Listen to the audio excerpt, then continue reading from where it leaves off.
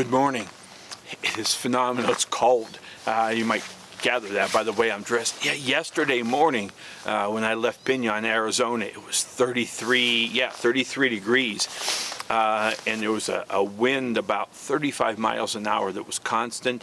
And even here in Albuquerque, I got here yesterday probably about 12:30 in the afternoon. I think it was up to like 41 degrees, 39, 41, somewhere around there. The winds were still at about 30, 35 miles an hour, so it was freezing. This morning it's cold. It's probably, I think it's about 44, 45, but at least there's no wind. Anyhow, I'm getting off subject here. This place that I am surrounded by is unbelievable. And I'm going to do a longer piece on this later, but we ran into some permitting problems because this is a national monument, so it's run by the government. And a lot of the things that I really wanted to do here to show you, it's about a 2-week process to get the permits processed. So anyhow, we're going to do that, or I'm going to do that either in November or early spring, and depending on the weather. But anyhow, all around me is this rim. And it almost looks like I'm in the bowl of a volcano, but I'm not. It's actually a fissure. And I think it was like 200,000 years ago or something is when it erupted. But the rock that you see all around me is basalt, and it's actually dried lava. But that's not what's so cool about this place. I mean, that's cool, yes, geologically, but what is really cool is, and I'll put photographs in so you can see, but if you look right back here on this rock, get this, no really, I get so excited talking about this, 3,000-year-old petroglyphs. You know, I always thought petroglyphs were rare. I mean, you know, and they are in a sense. But in this place, which is Petroglyph National Monument in Albuquerque, New Mexico, they have 3 different areas that are just petroglyphs everywhere. I mean everywhere. And you know, the problem with that is that you tend to get commonplace about it. I mean, the first one that you see on the hiking trail is like, oh wow, look, there's a petroglyph. And then you see another one, another one, another one.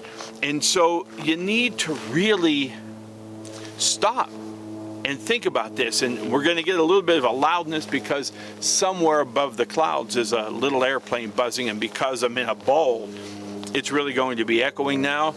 But anyhow, these petroglyphs, the oldest ones that they know of, and these are some of those, are again about 3,000 years old.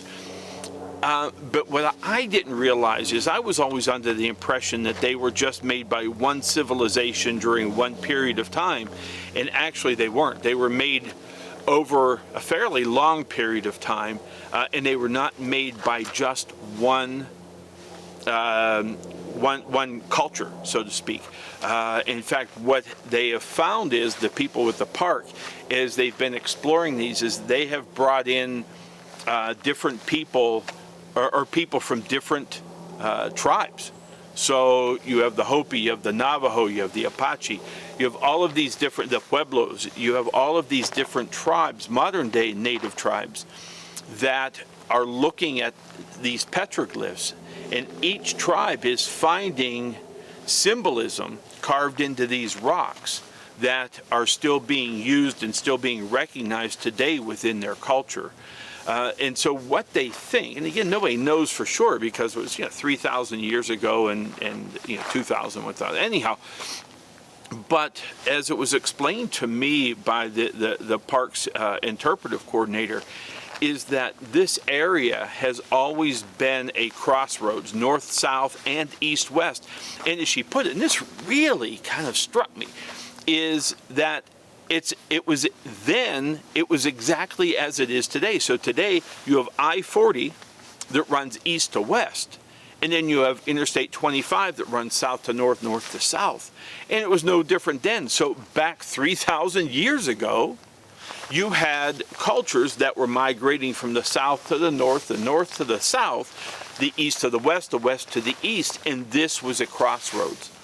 And so what they think is that these people left markings on the rocks for whatever reason, either to say I'm here or to let other people know that we're coming after the direct route to go, they really don't know. But I have to tell you, these are really, really cool.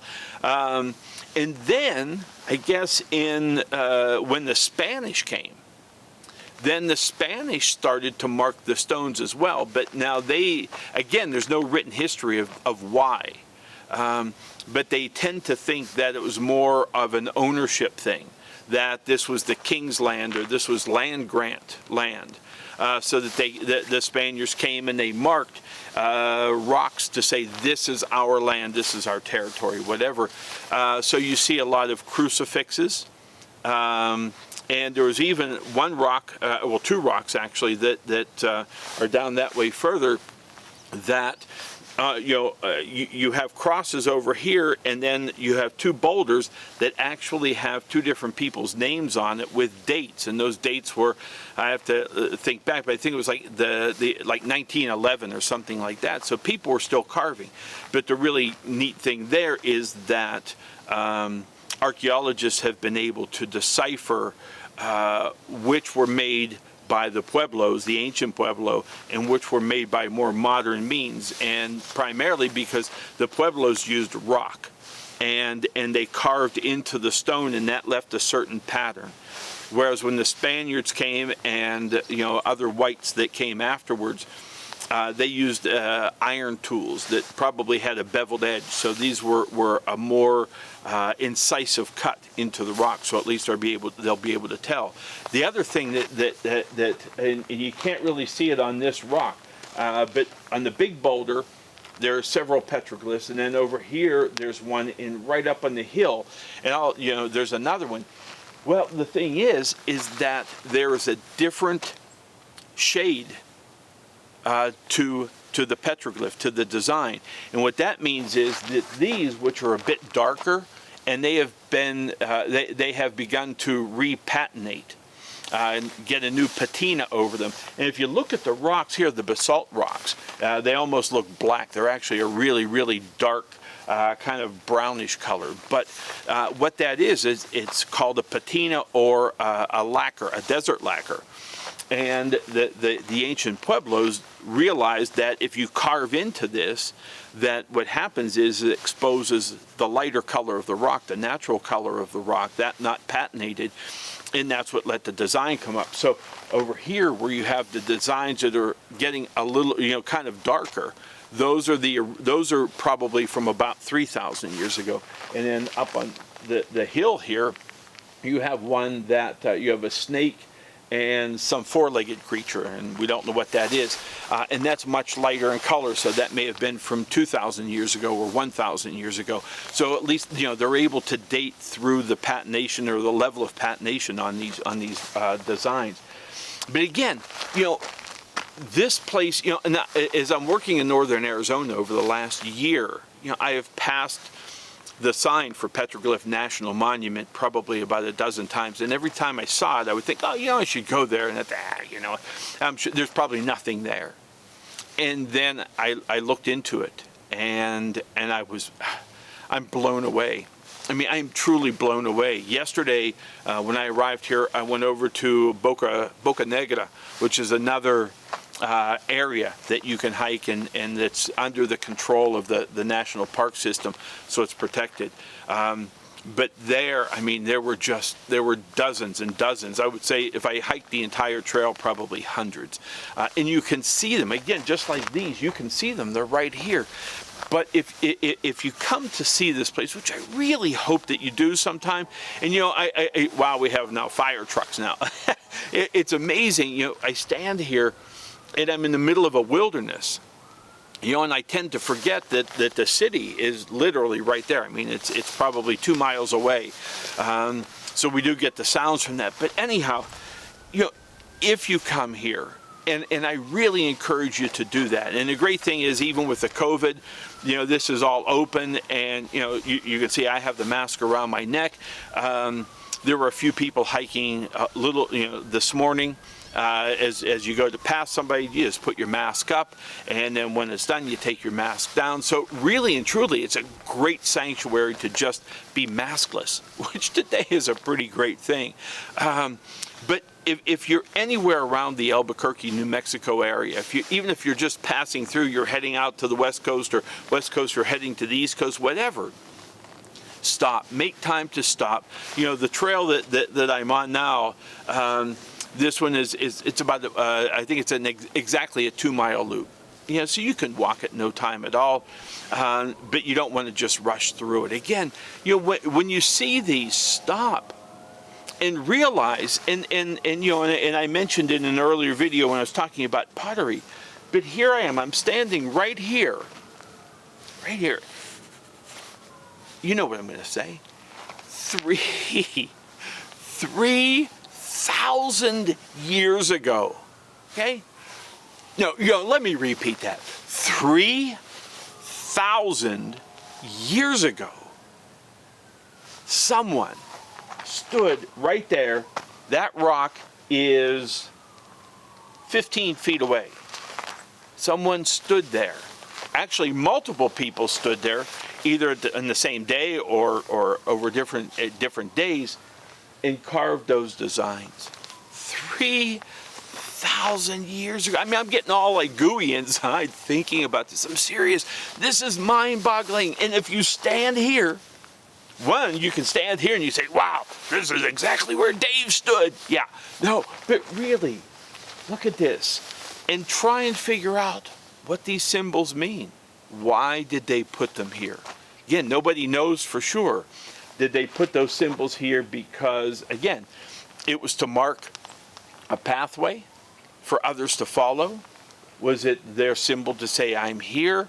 You know, I have to wonder because, again, on this rock, I have a face and it has lines on it. Then I have a circle over here with some lines coming out. I have another probably mammal type creature over here, and then over here I have a face. It's kind of a rectangular face and it has spiky hair.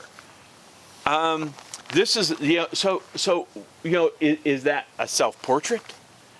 Is that to just say, hey, hi, I was here? You know, the other thing I found interesting and kind of disturbing at the same time is further down the trail, the early part of the trail, as I was coming through, there was another giant boulder, and it was right off the trail, and it was accessible. You could walk up to it, and there were a lot of brand new, I mean, within the last year probably, maybe the last 6 months, where people had written their names and added their piece of themselves to the history of this place. So is that what people were doing 3,000 years ago? I don't know. Was it more profound than that? I don't know. Nobody knows. But, you know, I encourage you to stand here and to walk through this and to just take in and imagine that 200,000 years ago, I know I'm getting big on time, but still, 200,000 years ago, the ground around the volcanoes, and the volcano's about 2 miles down that way, opened up. Literally, cracks in the earth just opened up and lava just poured out. And the remains are what you see here, this ridge line that goes around, and that was just a buildup of lava coming up out of the fissure, and now it's just giant boulders that are basalt, and that's the dried lava. They're just here, but again, it's magical. So just, you know, try to take it all in. And again, get out here. Just get out here. And